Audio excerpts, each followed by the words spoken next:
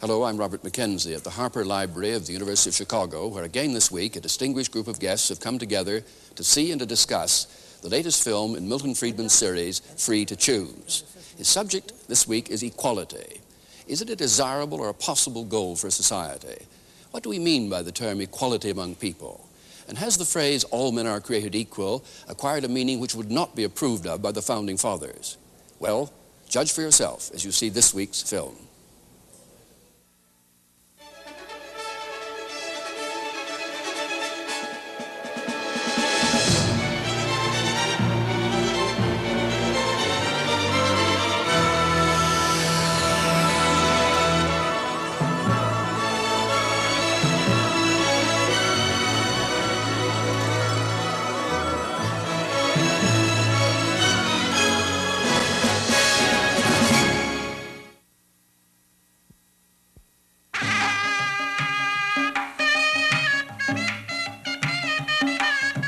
From Victorian novelists to modern reformers, a favorite device to stir our emotions is to contrast extremes of wealth and of poverty.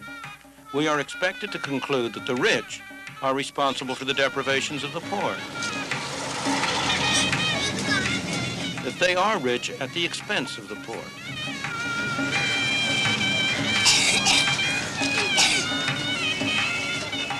Whether it is in the slums of New Delhi or in the affluence of Las Vegas, it simply isn't fair that there should be any losers. Life is unfair. There's nothing fair about one man being born blind and another man being born with sight. There's nothing fair about one man being born of a wealthy parent and one of an impecunious parent. There's nothing fair about Muhammad Ali having been born with a skill that enables him to make millions of dollars one night. There's nothing fair about Marlene Dietrich having great legs that we all want to watch. There's nothing fair about any of that. But on the other hand, don't you think a lot of people who like to look at Marlene Dietrich's legs benefited from nature's unfairness in producing a Marlene Dietrich? What kind of a world would it be if everybody was an absolute identical duplicate of anybody else? You might as well destroy the whole world and just keep one specimen left for a museum. In the same way, it's unfair that Muhammad Ali should be a great fighter and should be able to earn millions. But would it not be even more unfair to the people who like to watch him if you said that in the pursuit of some abstract ideal of equality, we're not going to let Muhammad Ali get more for one night's fight than the lowest man on the totem pole can get for a day's unskilled work on the docks? You could do that. But the result of that would be to deny people the opportunity to watch Muhammad Ali. I doubt very much that he would be willing to subject himself to the kind of fights he's gone through if he were to get the pay of an unskilled docker.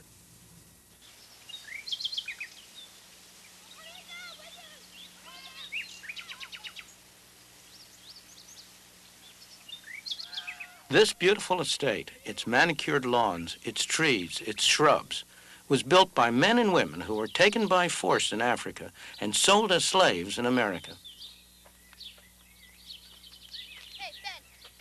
These kitchen gardens were planted and tended by them to furnish food for themselves and their master, Thomas Jefferson, the Squire of Monticello.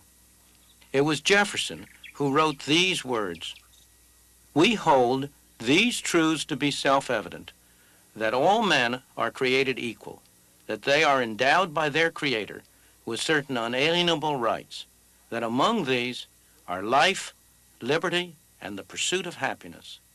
These words, penned by Thomas Jefferson at the age of 33 when he wrote the Declaration of Independence, have served to define a basic ideal of the United States throughout its history. Much of our history has revolved about the definition and redefinition of the concept of equality, about the attempt to translate it into practice. What did Thomas Jefferson mean by the words, all men are created equal? He surely did not mean that they were equal and or identical in what they could do or in what they believed. After all, he was himself a most remarkable person. At the age of 26, he designed this beautiful house at Monticello, supervised its construction, and indeed is said to have worked on it with his own hands. He was an inventor, a scholar, an author, a statesman, governor of Virginia, president of the United States, minister to France. He helped shape and create the United States. What he meant by the words equal can be seen in the phrase endowed by their creator. To Thomas Jefferson, all men are equal in the eyes of God. They all must be treated as individuals who have each separately a right to life, liberty, and the pursuit of happiness.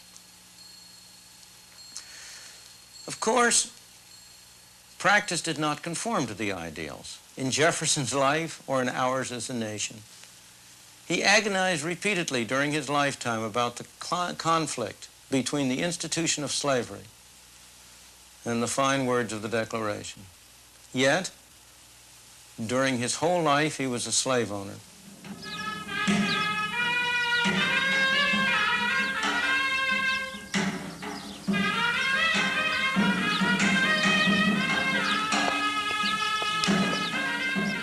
This is the city palace in Jaipur, the capital of the Indian state of Rajasthan. It's just one of the elegant houses that were built here 150 years ago by the prince who ruled this land.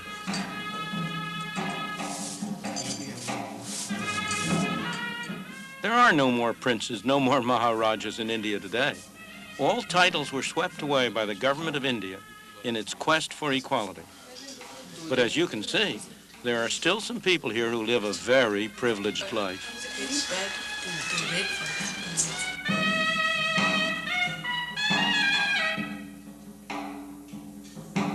The descendants of the Maharaja financed this kind of life partly by using other palaces as hotels for tourists. Tourists who come to India to see how the other half lives.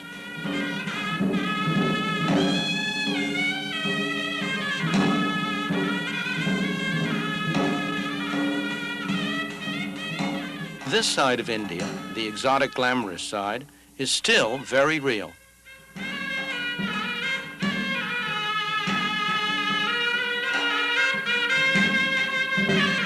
Everywhere in the world, there are gross inequalities of income and wealth. They offend most of us. A myth has grown up that free market capitalism increases such inequalities, that the rich benefit at the expense of the poor. Nothing could be further from the truth. Wherever the free market has been permitted to operate, the ordinary man has been able to attain levels of living never dreamed of before. Nowhere is the gap between rich and poor. Nowhere are the rich richer and the poor poorer than in those societies that do not permit the free market to operate, whether they be feudal societies where status determines position, or modern centrally planned economies where access to government determines position. Central planning was introduced in India in considerable part in the name of equality. The tragedy is that after 30 years, it is hard to see any significant improvement in the lot of the ordinary person.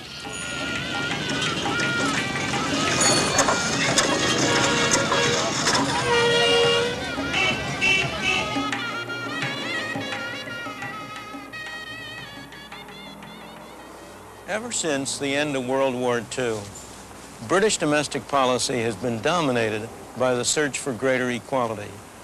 Measure after measure has been adopted, designed to take from the rich and give to the poor. Unfortunately, the results have been very different from those that were intended by the high-minded people who were quite properly offended by the class structure that dominated Britain for centuries. There have been vast redistributions of wealth, but it is very hard to say that the end result has been a more equitable distribution. Instead, new classes of privilege have been created to replace or supplement the old. The bureaucracy, secure in their jobs, protected against inflation both when they work and after they retire. The trade unions, who profess to represent the most downtrodden workers, but who in fact consist of the highest paid laborers in the land, the aristocrats of the labor movement, and the new millionaires, the people who have been cleverest, most ingenious at finding ways around the rules, the regulations, the laws that have emanated from over there, who have found ways to avoid paying tax on the income they have acquired, to get their wealth and their money overseas beyond the hands of the tax collector. A vast reshuffling, yes. A greater equity, hardly.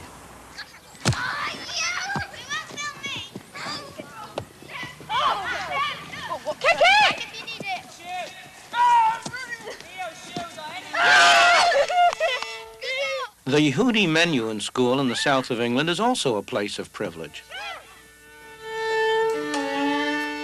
Musically talented children from all over the world compete for a chance to come here to study.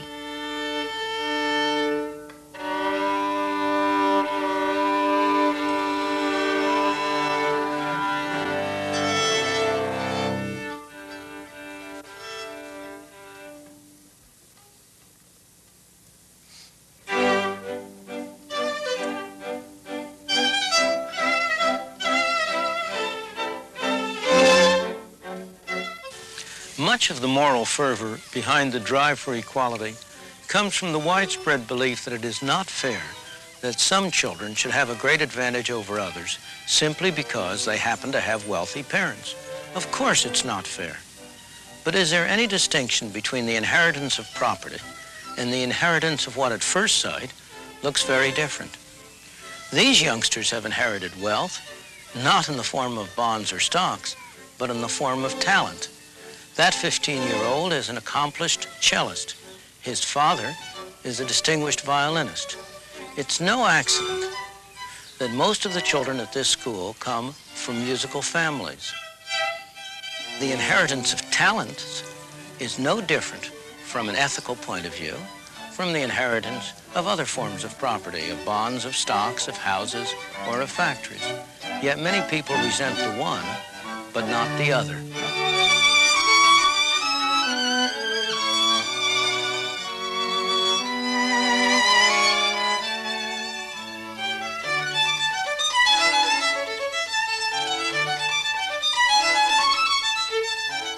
Or look at the same issues from the point of view of the parent. If you want to give your child a special chance, there are different ways you can do it. You can buy him an education that will give him skills enabling him to earn a higher income. Or you can buy him a business. Or you can leave him property, the income from which will enable him to live better. Is there any ethical difference between these three ways of using your property? Or again, if the state leaves you any money to spend over and above taxes, should you be permitted to spend it on riotous living, but not permitted to leave it to your children? The ethical issues involved are subtle and complex. They are not to be resolved by resort to such simplistic formulas as fair shares for all. Indeed, if you took that seriously, it's the youngsters with less musical skill, not those with more, who should be sent to this school in order to compensate for their inherited disadvantage.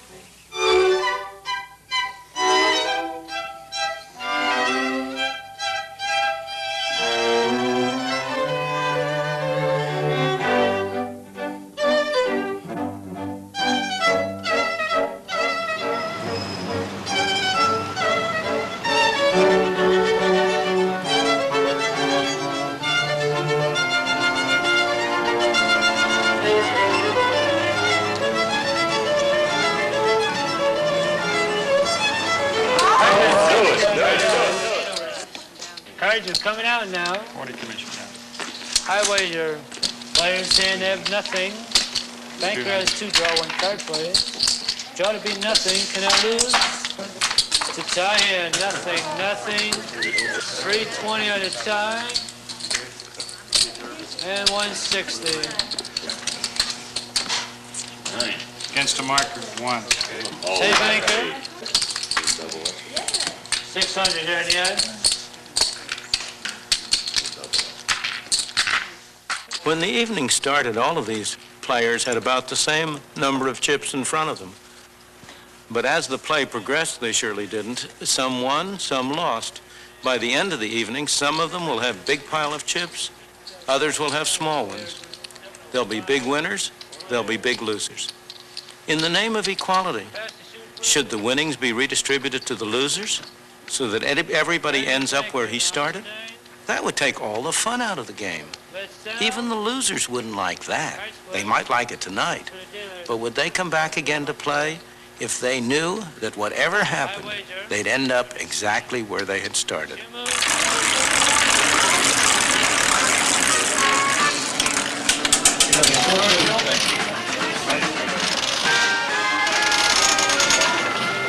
We're only 1 minute away from double jackpot time. When we're into double jackpot time, watch double jackpot board. With the number of your slot it ends just one double jackpot. Now select your favorite machine, check your screen, and listen to the horn after the countdown. When you hear the horn... But what does Las Vegas have to do with the real world? A great deal more than you might think. It's one very important part of our life in highly concentrated form. Every day, all of us are making decisions that involve gambles. Sometimes they're big gambles, as when we decide what occupation to pursue or whom to marry. More often, they're small gambles, as when we decide whether to cross the street against the traffic. But each time, the question is, who shall make the decision, we or somebody else? We can make the decision only if we bear the consequences. That's the economic system that has transformed our society in the past century and more. That's what gave the Henry Fords, the Thomas Alva Edisons, the Christian Barnards the incentives to produce the miracles that have benefited us all. It's what gave other people the incentive to provide them with the finance for their ventures. Of course, there were lots of losers along the way. We don't remember their names, but remember, they went in with their eyes open. They knew what they were doing. And win or lose, we, society, benefited from their willingness to take a chance.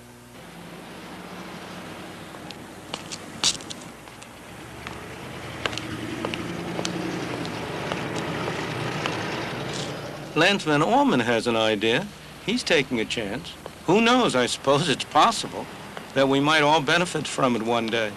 But that isn't why he's taking a chance. He's doing it just because he wants to get rich.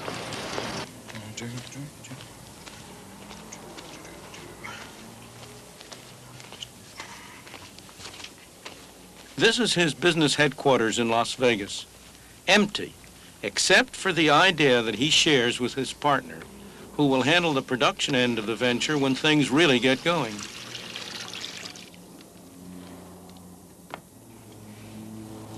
Well, the idea is that if you have an oil spill in the ocean or in the river, you want to try and get it under control. And what I'm going to simulate here is put some of this oil down. There's your oil spill of major proportions.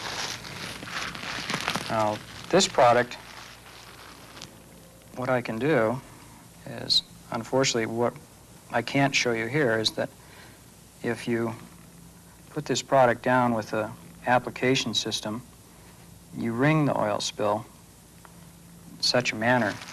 Now, the application system will make it much finer and it'll control this. And I don't know if you can see what's happening to the oil yet, but it's just literally being drawn into this stuff. Now, as I spray it across the top, now it's starting to draw it in. Now, I've got way more than I need. This controls like 10 times its weight in oil. And it will not sink. It's been chemically treated. It's cellulose. It's been chemically treated so that it will, in fact, not do anything with the water. It hates water, but it loves oil. Now, I don't know if you can see.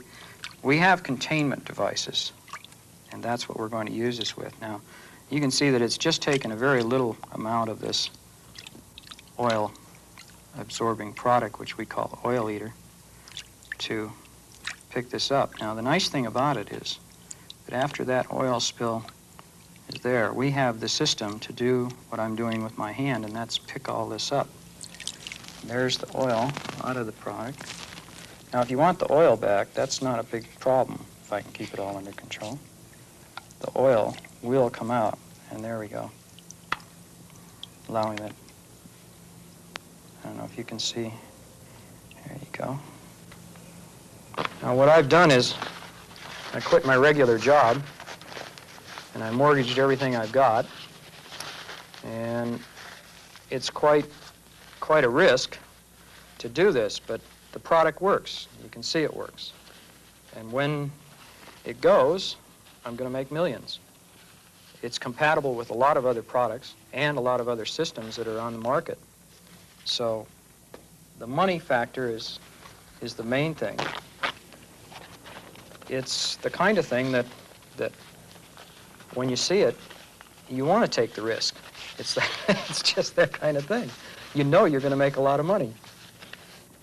You know, people talk to me and they'll say, yeah, but you're crazy. You don't have a job. You don't know where the next paycheck's going to come from. As a matter of fact, I think maybe I've got $10 in my pocket right now. But I don't worry about it because I get up in the morning and it's my world. I own it. I can sit back and say I'm losing, or I can sit back and say I'm winning.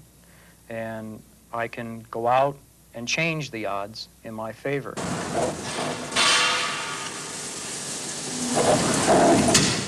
People who are free make their own choices. These two men do a dangerous, noisy, filthy job. They don't do it because they like it. They do it because it's well paid. That's their choice. This young man has given up any thought of a steady, well-paid career in order to take a job on a golf course. He wants to become a professional golfer. It's a big gamble, but it's one that he has decided to take. When people are free, they are able to use their own resources most effectively, and you have a great deal of productivity, a great deal of opportunity. The major beneficiaries are always the small man. The man who has power, who's at the top of a society, he's going to do well whatever kind of a society you have. It's the society which gives the small man the opportunity to go his way, which is going to benefit him the most. And that is why, if you ask, where in the world do ordinary people have the greatest opportunity for themselves and their children? It's not in Russia. It's not, on the other hand, in India. It's in places like the United States, like Hong Kong, like Britain, as it was. Not so clearly Britain as it is. For much of this century, the British have tried to use the law to impose equality, with very indifferent results. The failure of the drive for equality is not because the wrong measures were adopted, not because they were badly administered, not because the wrong people administered it. The failure is much more fundamental. It is because that drive goes against the most basic instinct of all human beings. In the words of Adam Smith, the uniform, constant, and uninterrupted effort of every man to better his condition, to improve his own lot, and to make a better world for his children and his children's children. When the law interferes with that pursuit, everyone will try to find a way around. He will try to evade the law, he will break the law, or he will emigrate from the country. All of those things have happened in Great Britain. There is no moral code that justifies laws fixing prices or fixing wages or preventing a man from earning a living unless he joins a union and submits himself to the discipline of the union, or forcing you to buy more expensive goods at home when cheaper goods are available from abroad. When the law prohibits things that most people regard as moral and proper, they are going to break the law. Only fear of punishment, not a sense of justice, will cause them to obey the law. And when people start breaking one set of laws, there's a strong tendency for the lack of respect for the law to extend to all, even to those which everyone regards as moral and proper, laws against violence, theft, vandalism. Hard as it may be to believe, the growth of crude criminality in Britain owes much to the drive for equality. In addition, that has driven some of the ablest, best trained, most vigorous people out of Britain, much to the benefit of the United States and other countries that have given them a greater opportunity to use their talents for their own benefit. And finally, who can doubt the effect which the drive for equality has had on efficiency and productivity? Surely, that is one of the main reasons why Britain has fallen so far behind its continental neighbors, the United States, Japan, and other countries, in the improvement of the economic lot of the ordinary man over the past 30 years. Everywhere and at all times, economic progress has meant far more to the poor than to the rich. Wherever progress has been achieved, it has relieved the poor from back-breaking toil. It has also enabled them to enjoy the comforts and conveniences that have always been available to the rich.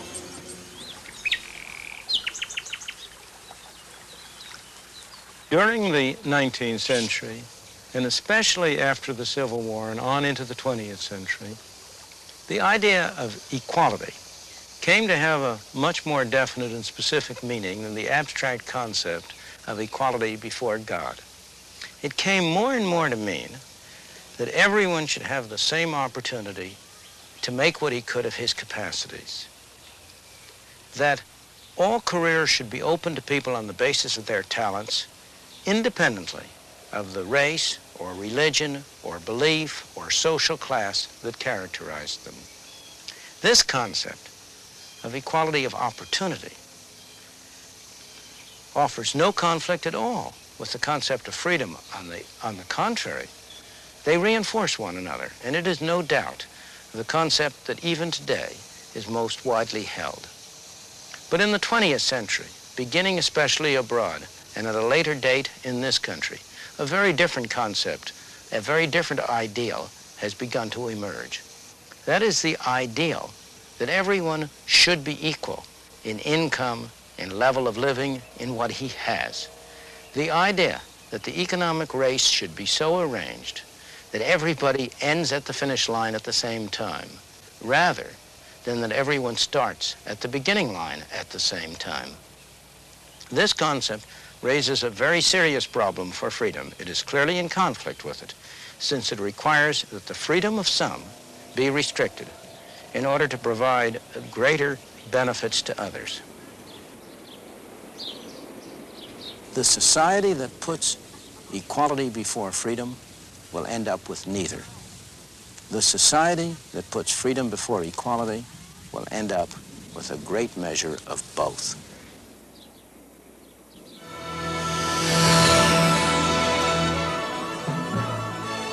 Provocative stuff. And we now join our guests here at the University of Chicago. Mr. Friedman is right that all over the world, people are beginning to stir and are striving for a measure of equality, for a measure of justice. But I think he demeans and trivializes those struggles when he tells us all that we can't all have Marlene Dietrich's legs. Moreover, he confuses us by using the term freedom. I think what Mr. Friedman means by the term freedom is economic license.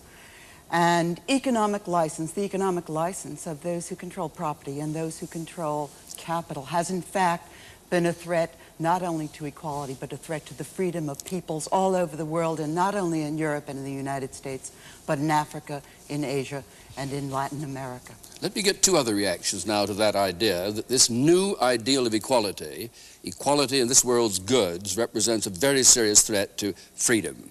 Peter J.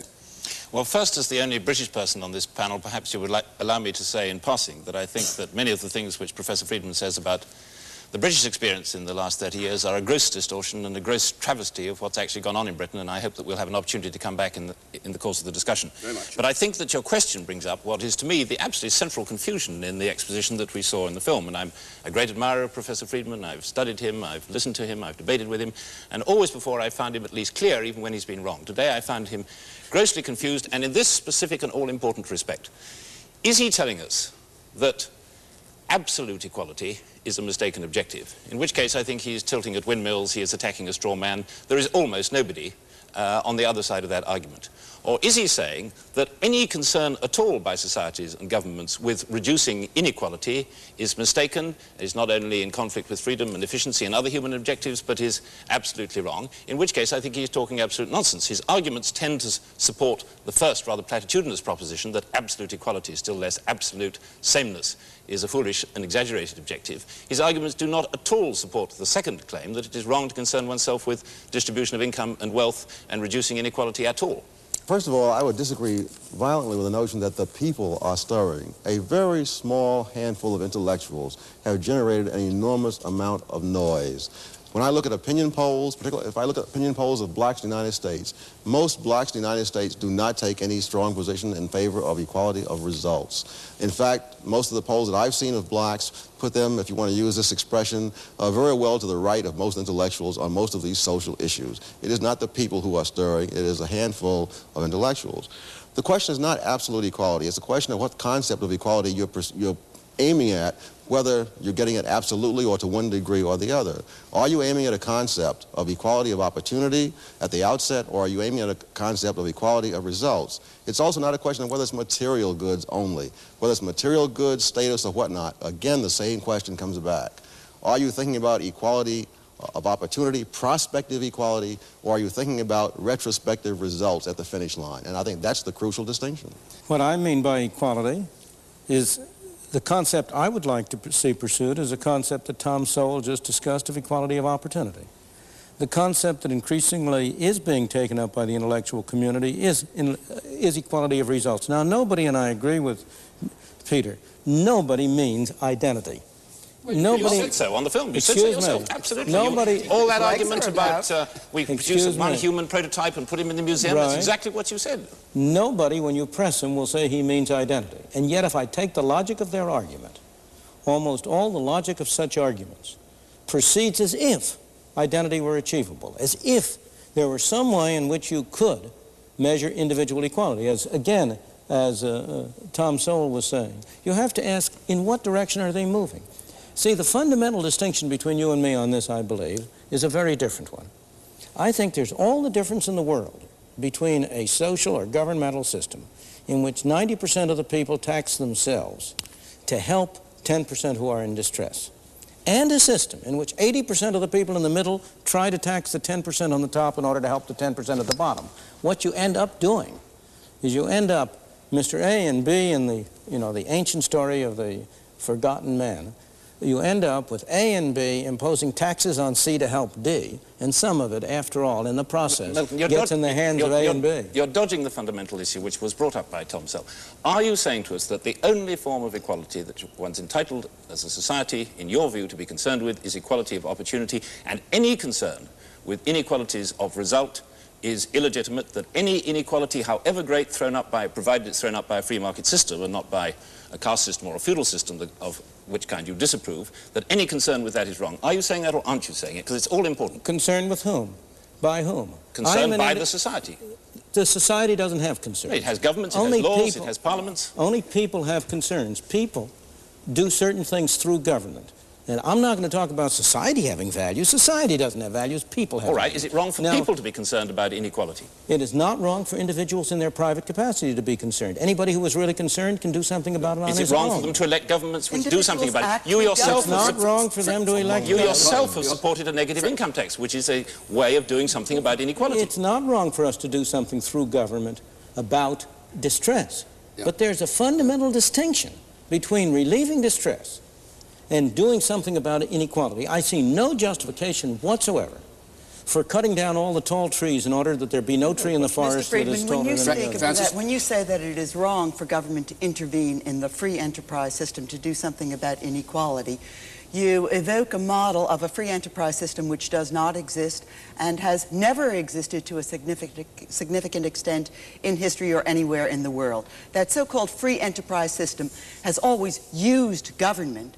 The entrepreneurs of that free enterprise system have always used government, and the question that you raise is whether other people can use government to achieve their ends. The free enterprise system, as it is spread around the world, as it is spread to Asia and Africa and Latin America, has spread through the force of arms, among other things, and those arms were wielded by governments. That was government intervention under the name of the free enterprise system, but a government intervention which destroyed the freedoms of many people, not least of which are the people of Chile. I agree with you that everything called free enterprise is not free enterprise. I agree with you that many things have been done under the name of free enterprise that are not consistent with free enterprise. I agree with you, and we stress over and over again in this series, that whenever businessmen have the chance, they will, of course, use government to pursue objectives which may or may not be in the interest of the public at large. But you always are talking about mixed systems, and I challenge you to find a single example in history at any time of any society where people have been relatively free, and I don't mean merely what you call merely economic freedom. I mean freedom in the full sense. I mean freedom of individuals to pursue their own objectives, their own values, to live their lives. I want you to name me any society in which you've had any large measure of that freedom, where capitalism and free enterprise has not been the predominant mechanism for controlling economic activity. Not the sole mechanism, but the dominant one. I want you to name me one exception. Your conception of freedom, does that apply in Chile today? Where the Chile is not politically free. Chile today does not have political freedom, and I do not condone, but let me go on for a moment, if you will. You raise the question, let me answer it.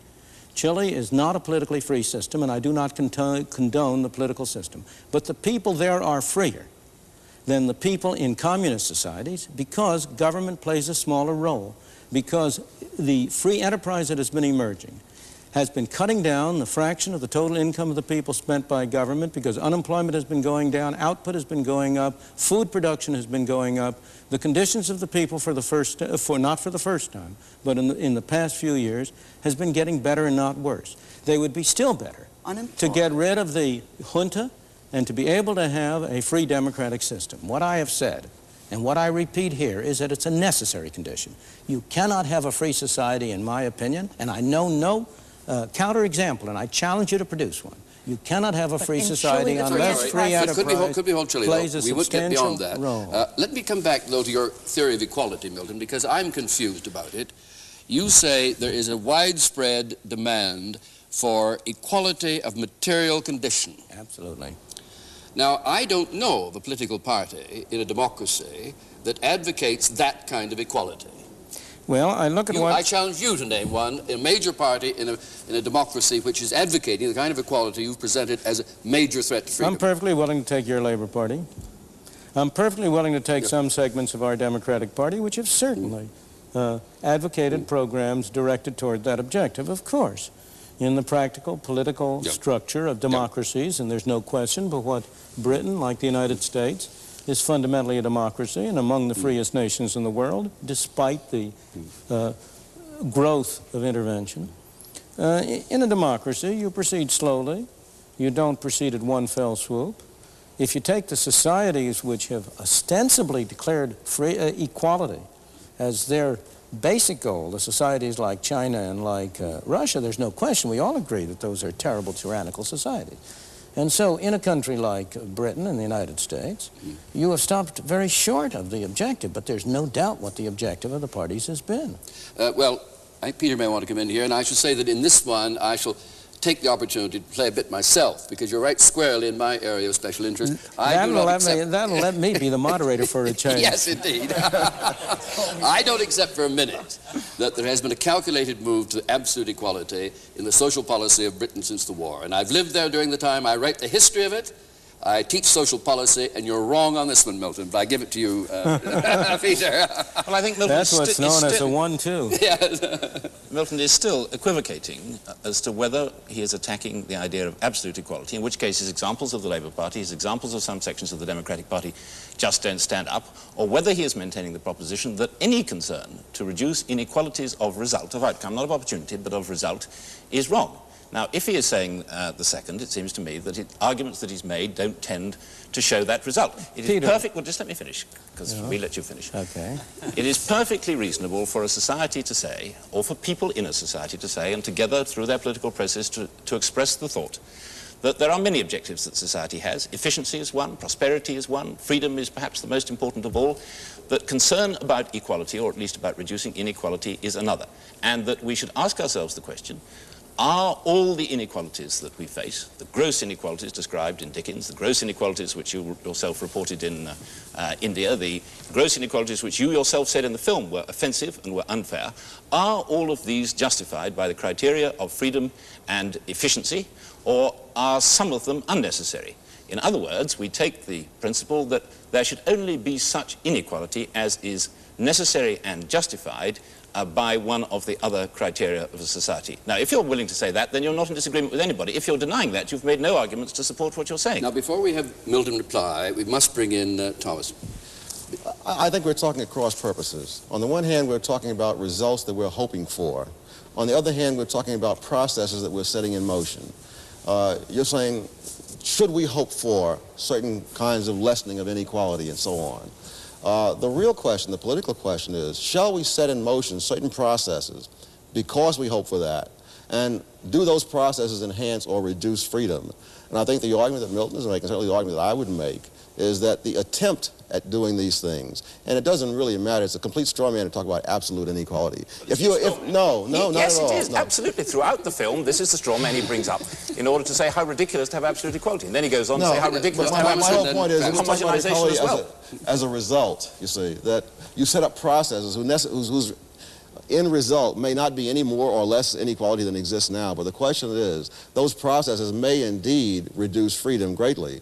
I would go beyond the question of equality and put it more generally, that any process to ascribe any status to any group of people, equality, inferiority, superiority, must necessarily reduce freedom, because whatever the government wishes to ascribe to any group, whatever place, to use the phrase that was very common in the South, that blacks should have their place, whatever place the government is going to assign to people, that place will not coincide, that place will not coincide either with what all those people are doing or with how others perceive all those people, because there's too much diversity among human beings. To maintain any system of ascribed status from the top is going to mean reducing people's freedom across the spectrum. That's the point. People have an ascribed status. It isn't as if government, by its intervention, creates it. People are born into this world in a given sector of a society, and many, many of them are born at the bottom of the society.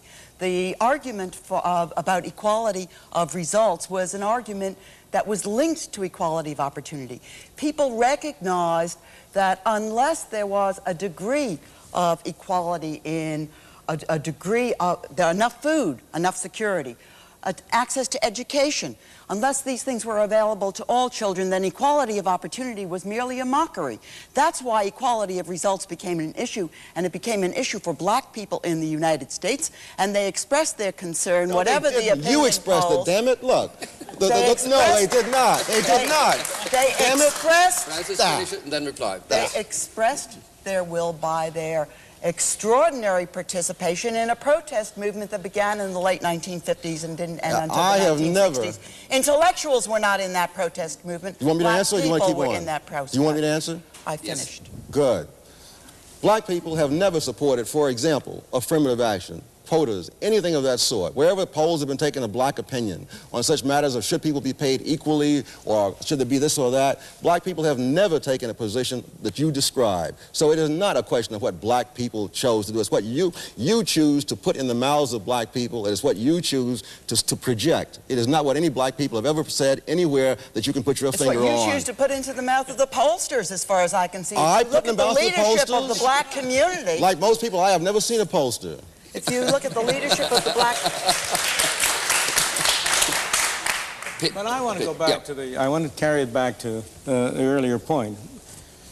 Number one, there's no question about what equality of results, if it comes about through a framework of freedom, is a desirable result.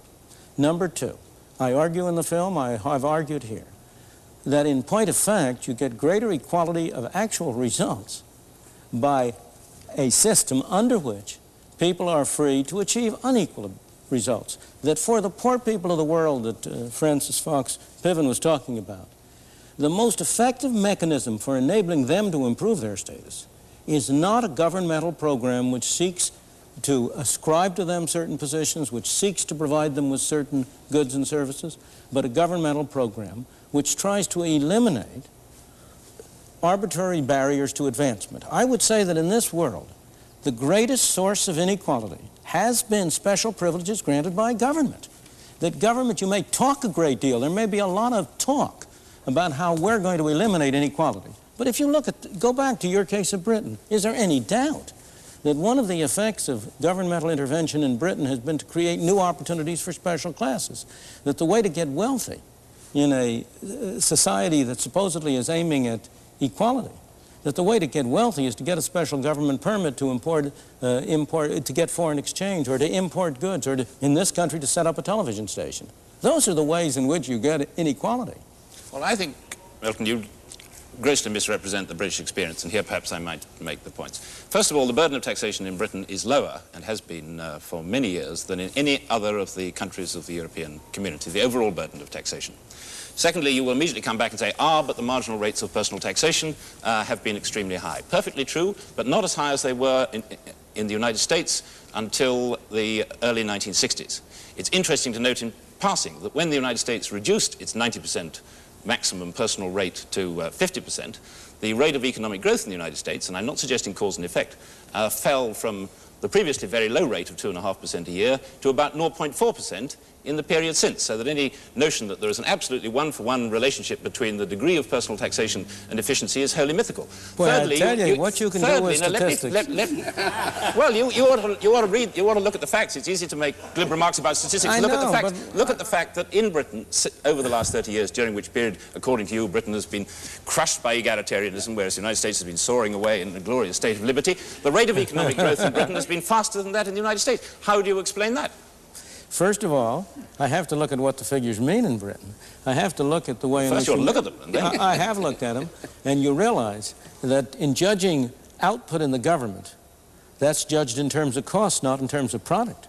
And what I really ought to look at is not the rate of growth of GNP as the statisticians measure it, but the consumption available to people in forms which, as people value it, ultimate consumption. If I look at that, I get a very different picture. The statistics are very, very, as you know very well, are very easy to use. They can be used to throw light, or they can be used to cast confusion. One should look at facts. I agree with you. Facts are that the amount of goods and services consumed by the government as a proportion of the national output are no higher than Britain than they are in the United States, and haven't been any time since the war. They have risen very sharply. Which may be the explanation of the low rate of growth in the United States. They have risen very sharply. It has risen very sharply in the war. In both Since the war, in both countries. Yes. It is higher in Britain than it is in the United States, both properly 25% measured. in both cases. The proportion, excuse me, I want to take total, excuse me, that again is a statistician's nightmare. No, we have to look at total government spending. You were the one who was talking about whether or not people have freedom to choose how their money is spent. The transfers, which is pensions and other payments from government, leave the freedom as to how the money is spent in the hands of private individuals. It's only the direct consumption of goods and services where the bureaucrats are making the decisions. It leaves the decision for freedom in the hands of the recipient, but not in the hands of gentlemen, back in my chairman's role, can we leave the statistical debate? Fascinating, I'm sure it is. I want to make the point, Milton, it seemed to me, and I am not British, I'm Canadian, having lived a great deal in the UK, it seems to me that you really have most unfairly used the UK as a whipping boy in the last third of your film. Because you say for much of this century, the British have tried to use the law to impose equality. Now, the Conservatives have been in office for 65% I am not a partisan. I am not a partisan. You're not, but let me finish it. There have been 3 majority left governments in Britain. And it is not the case at all that, unlike other parts of Europe, there has been consistent policies aimed at equality. Taxation is lower. There's no wealth tax. There's a wealth tax in 8 other Western European countries. Capital gains tax came in only 10, 15 years ago. But let me take your case. First of all, conservative labor, that's not the issue. I have argued again and again. I do well, again. The Conservatives not pursued equality. I do in a book which is associated with this series. I make the point that the policy of Britain in the past 60 or 70 years owes more to the philosophical idea of the Tories of the 19th century than it does to the ideas of Karl Marx. In the United States, In the 1930s, the Socialist Party never garnered more than a few % of the vote, but it was the most influential political party in America because its policies were adopted by both the Republicans and the Democrats. In the same way, what you have to look at is not whether the Conservatives or the Labor Party is in power, but what were the basic philosophy and ideas, the ideas of Fabian socialism, of Tory paternalism, were being affected by both the Tories and the Labour Party. Really, there will be some very surprised Tory politicians and some very surprised voters to hear what you say. But let me give you another example of the way you're playing fast and loose with the facts. You talk about crime in Britain. I mean, crime in Britain is a tiny fraction of what it is in the United States and has been throughout that period. That's when you true. say that we're so egalitarian and you're so free. You talk about able people being driven out of the country. More qualified people are living and working in Britain than at any time in the last 150 years of our history. Now, this is largely because of the granting of independence to the colonies, the loss of empire, if you like. But in fact, for example, doctors, which are endlessly talked about, more British trained doctors are now working in Britain than at any time in our history. It's also true that the physicians leaving Britain, emigrating from Britain, amount to one-third as many as a number of people graduating each year from your medical schools. I think it's a mistake to that happens to be the distortion of the evidence to rest back. the argument for the free enterprise system by selectively using the example of England when you want to, the United States when you want to.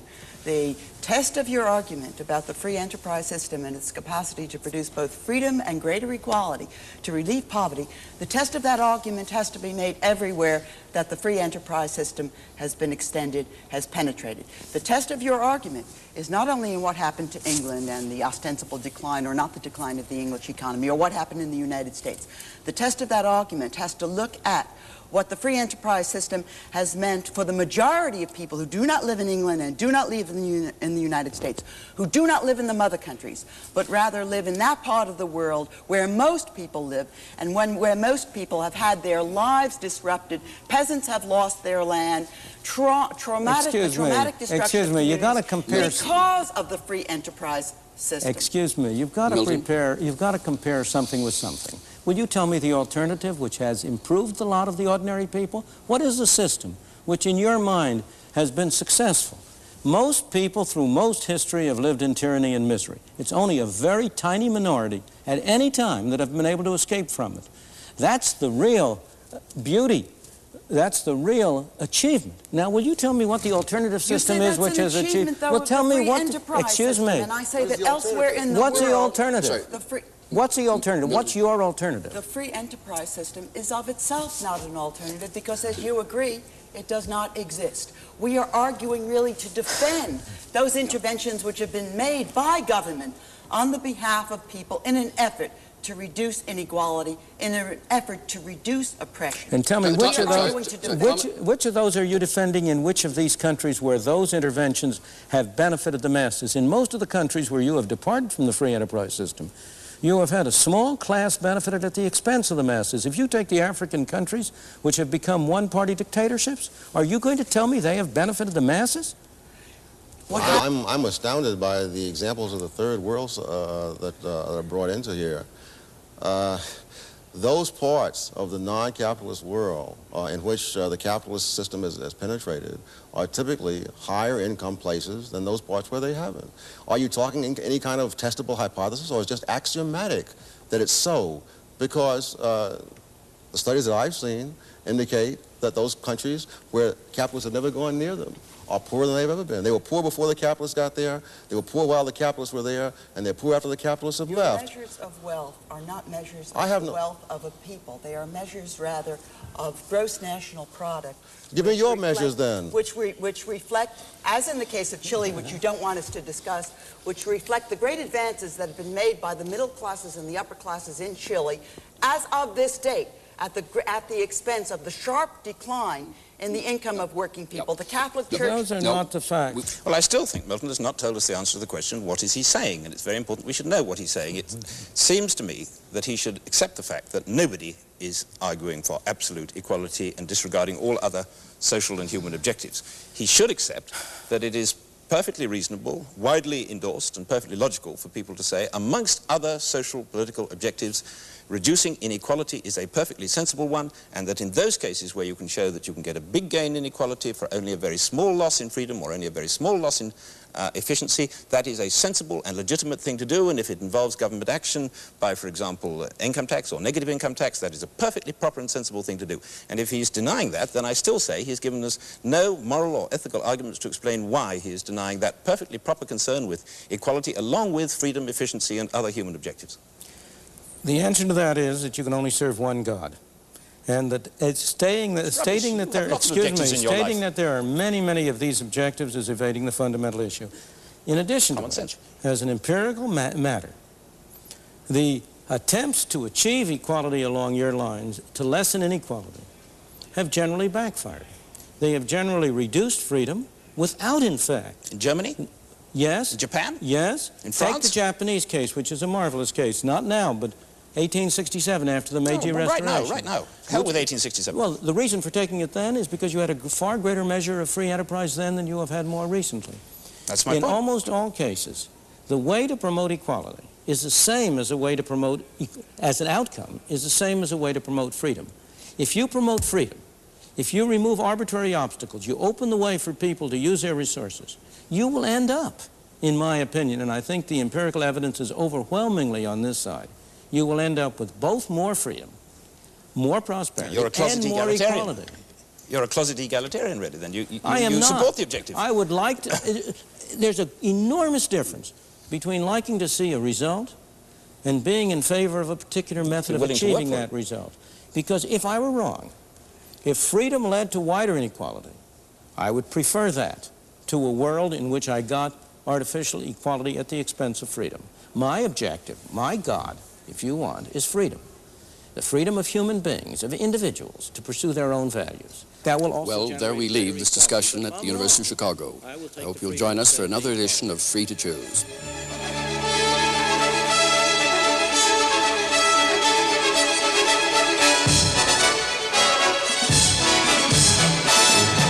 Each year, billions of dollars are pumped into the education system. But how many parents are really satisfied with the schooling their children get? Teachers, children, parents, taxpayers. It sometimes seems no one is happy with our public schools. What's gone wrong, and what can be done about it? Don't miss Free to Choose next week.